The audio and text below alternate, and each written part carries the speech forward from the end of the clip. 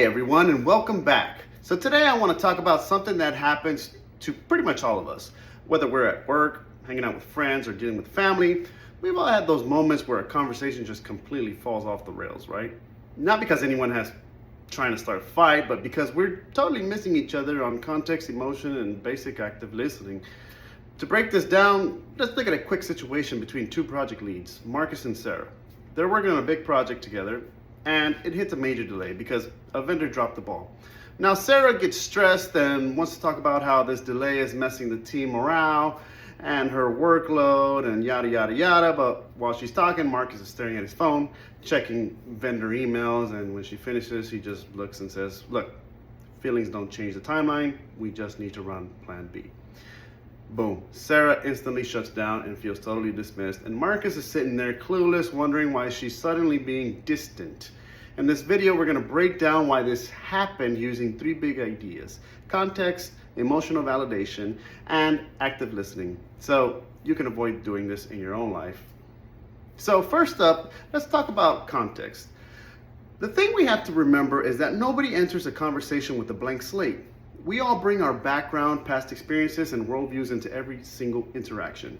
In our scenario, Marcus has a military background, so under stress, his brain is wired for direct execution. Identify the problem, execute the fix, move on. To him, focusing on plan B is showing care because it fixes the issue. But Sarah comes from a super collaborative, team-oriented background. To her, checking in on the human element is making sure the team is okay, and that's showing care. Neither one of them is wrong, but because they don't understand each other's context, Marcus thinks Sarah is wasting time being emotional, and Sarah thinks Marcus is a cold, heartless robot. A simple mindset shift here is to just practice perspective taking. Take a moment and put yourself in their shoes. Before you get annoyed at how someone is acting, ask yourself, what background or pressure is making them react this way right now? That leads right into point number 2, emotions. The absolute biggest trap people fall into, especially problem solver types, is treating feelings like a roadblock to get things done. When Marcus said, "Feelings don't change the timeline," he basically told Sarah her stress didn't matter. Communication researchers like Guerrero and her colleague point out at the validating someone's emotional state is a huge for building trust and relational security. You don't have to agree with their whole take on the situation, but you do have to acknowledge what they're feeling before they can move on to fixing it. All Marcus had to do was pause for 5 seconds and say something like, "Man, I get why this delay is stressing you out. It sucks for the whole team. Let's figure out plan B together." That's literally it. I mean, 5 seconds of validation lowers the emotional temperature and lets you actually solve the problem as a team instead of turning it into a silent war. So finally, let's talk about active listening, or in Marcus's case, fake listening.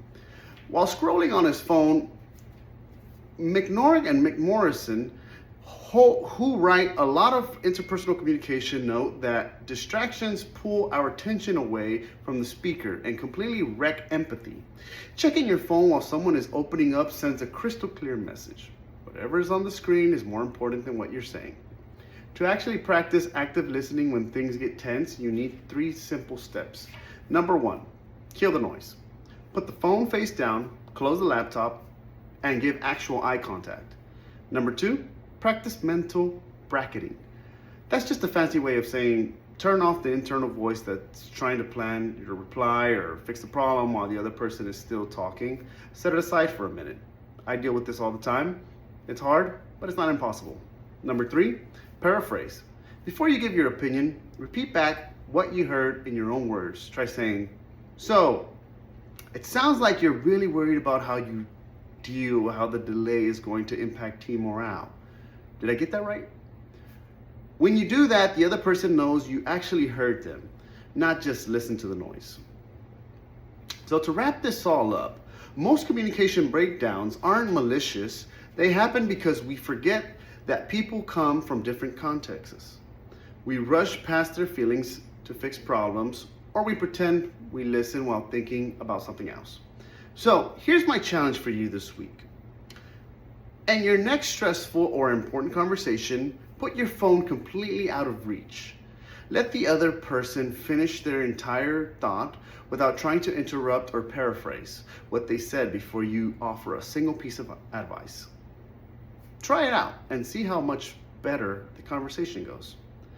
Thanks for watching. Drop a comment below if you ever caught yourself doing the fake listening thing, and I'll catch you guys in the next video. Thank you.